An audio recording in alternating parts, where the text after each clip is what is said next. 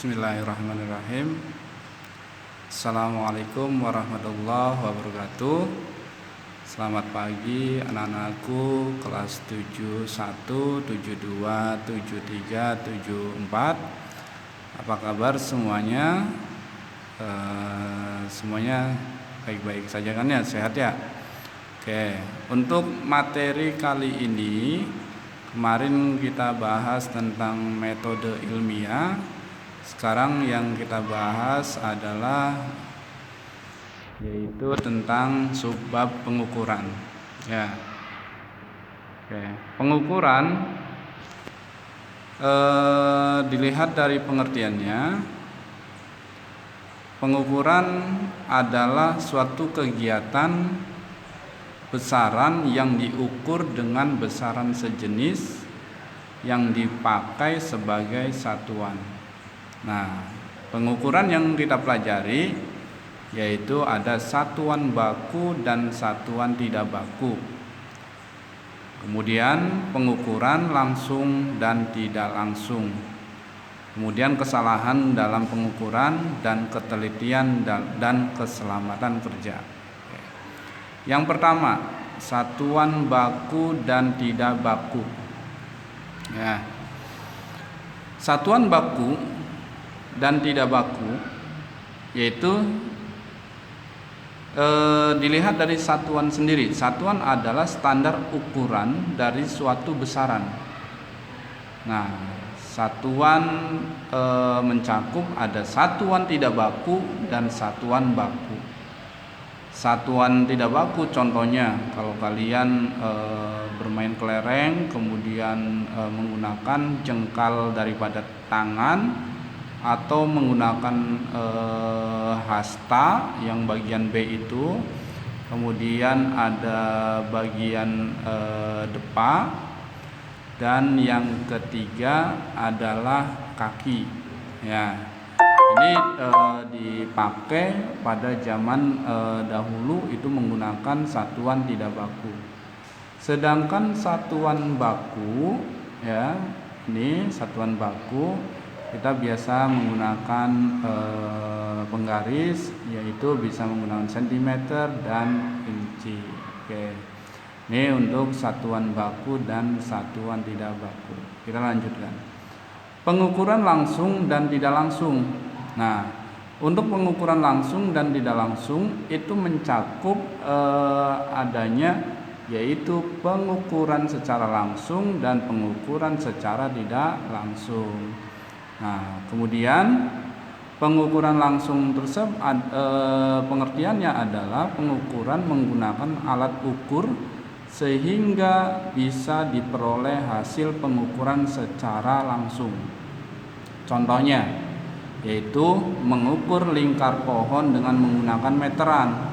Berarti kalau mengukur lingkar pohon berarti identik dengan diameter, ya. Kemudian yang kedua adalah pengukuran tidak langsung, yaitu pengukuran yang membutuhkan proses minimal 2 langkah untuk mengetahui hasil yang diukur. Contohnya adalah mengukur lingkar pohon dengan melilitkan tali, lalu panjang tali diukur dengan penggaris. Jadi itu adalah pengukuran tidak langsung. Kita lanjutkan. Nah, ada kesalahan dalam pengukuran. Ya, kesalahan dalam pengukuran itu mencakup yang pertama kesalahan sistematis dan kesalahan acak.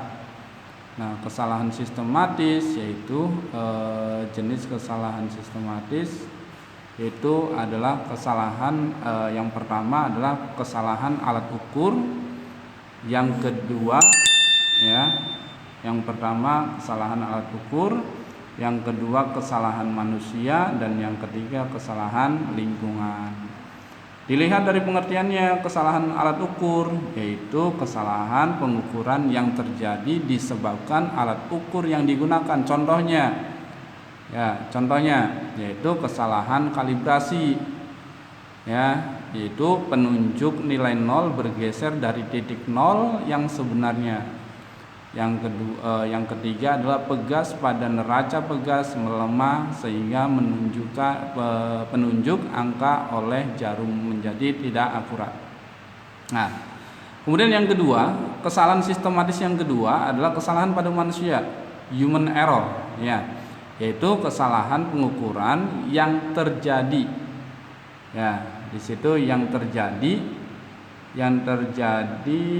disebabkan tidak mengetahuinya cara pengukuran yang benar. Contoh seperti ini, kalau kalian menggunakan jangka sorong atau yang lain, atau bahkan penggaris pun, kalau kalian tidak bisa menggunakannya ya salah, itu kesalahan manusia gitu.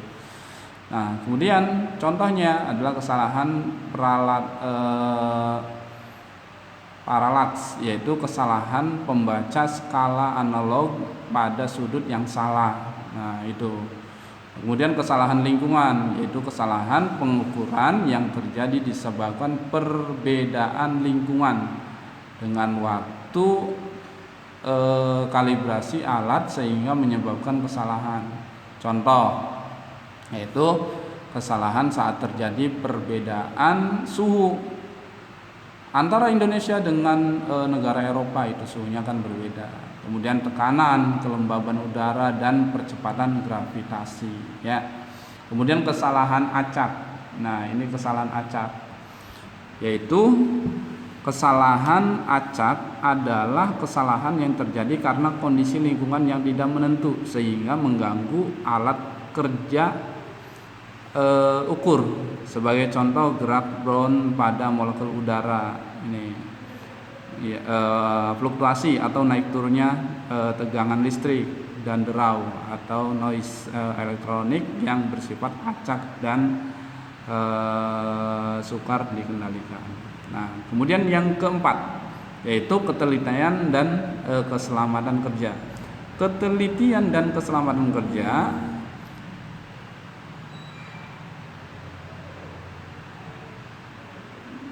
kita lanjutkan.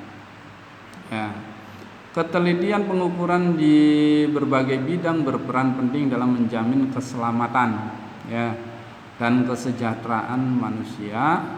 Contohnya, ketelitian, perhitungan, dan pengukuran seorang teknik sipil untuk mendirikan sebuah bangunan. Nih, kalau menggunakan bangunan, mau membangun itu kalau salah ketelitiannya, maka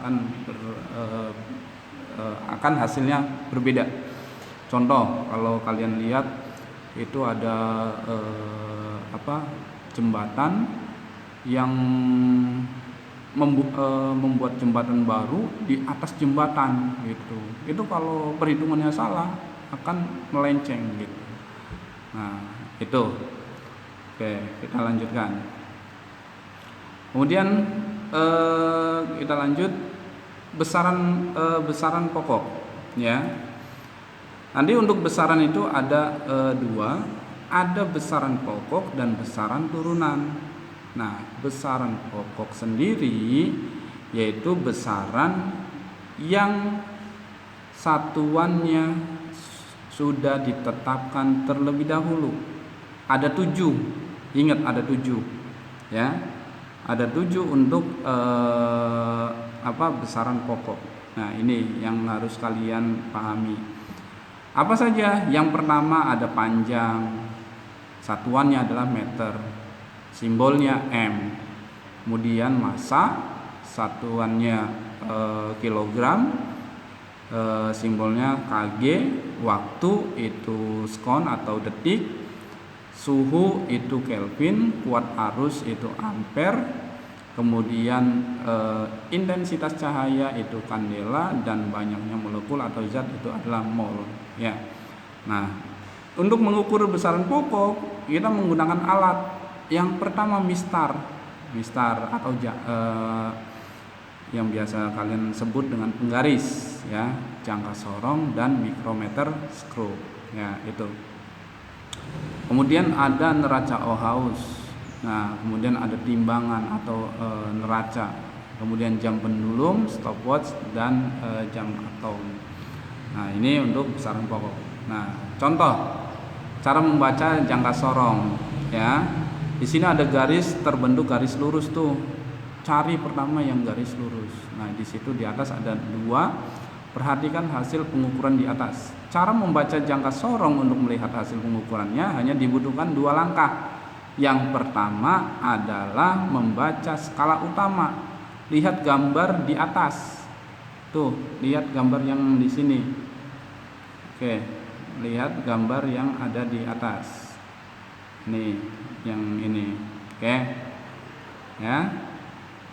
Skala utama ya, gambar di atas 21 mm atau 2,1 cm garis merah merupakan angka yang paling dekat dengan garis 0 pada skala Vernier persis di sebelah kanannya.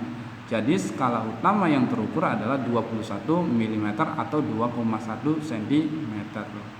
Nah, membaca skala Vernier, lihat gambar di atas dengan seksama terhadap satu garis skala utama yang tepat bertemu dengan satu garis ya, ini yang satu garis ini ya, itu bertemu dengan satu garis pada skala Vernier pada gambar di atas. Garis lurus tersebut merupakan angka 3 pada skala Vernier. Jadi skala Vernier yang terukur adalah 0,3 mm atau 0,03 cm. Nah, untuk mendapatkan hasil pengukurannya maka pengukuran akhir tambahkan kedua nilai pengukuran di atas sebagai hasil pengukuran di atas sebesar 21 mm ditambah 0,3 mm sama dengan 21,3 mm atau 2,13. Oke, kita lanjutkan. Kemudian cara membaca mikrometer skrup. Pembacaan mikrometer skrup dilakukan pada 2 bagian, yaitu skala utama dan skala Nonius atau Vernier. Skala utama dapat dibaca di bagian sleeve dan skala Nonius dibaca dengan bagian timbel ya. Nah, ini untuk skala Nonius sama dengan pada jangka sorong. Nah, untuk hasilnya itu nanti hasil akhir pengukuran mikrometer skrup pada contoh di atas adalah 5,5 ditambah 0,28 menjadi 5,78. Nah, yang ketiga adalah besaran turunan. Besaran turunan yaitu besaran yang satuannya diturunkan dari besaran pokok. Nah, besaran turunan itu ada bermacam-macam, yaitu ada luas. Luas itu kenapa besaran untuk luas itu adalah besaran turunan? Karena luas kan sama dengan panjang kali lebar, ya kan? Panjang itu meter, sedangkan lebar itu meter. Sehingga apa? Sehingga menjadi meter persegi itu ya. Volume pun sama, panjang kali lebar kali luas kali tinggi, maka meternya ada 3 menjadi meter kubik. Kemudian konsentrasi, laju pertumbuhan, frekuensi denyut nadi, produktivitas lahan pertanian. Nah, cara mengukur benda yang terbentuk tidak teratur, contohnya batu yang akan diukur volumenya, maka caranya apa? Menggunakan air. Ya, menggunakan air. Air itu diisi, misal airnya diisi awalnya itu volume awal itu 50, kemudian diisi dengan batu menjadi 70, maka 70 dikurangi 50 ya, 50 dikurangi ditambah 20 menjadi 70. Nah, berarti berapa? Berarti menjadi 20. Nah, itu untuk besaran. Kemudian yang keempat, besaran vektor dan skalar. Besaran vektor dan besaran skalar yaitu besaran vektor, besaran yang mempunyai nilai atau besar dan arah, contohnya yaitu perpindahan, kecepatan gaya, percepatan. Kemudian sedangkan besaran skalar, besaran yang hanya mempunyai nilai besar tetapi tidak mempunyai arah, contohnya yaitu volume, massa, waktu, dan jarak. Nah, contoh soal ini. Nih, yang pertama, dalam ilmu astronomi, jarak dinyatakan dalam satuan astronomi ya, satuan astronomi SA ditentukan dalam satuan kilometer. Yang A,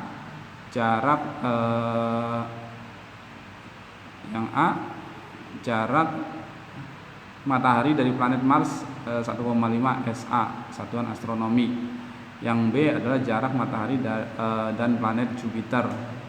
Yang C, jarak matahari dan planet Saturnus 9,58 satuan astronot. Nah, kemudian jarak matahari ke planet Mars itu kan penyelesaiannya adalah satuan astronomi, yaitu jarak bumi ke matahari.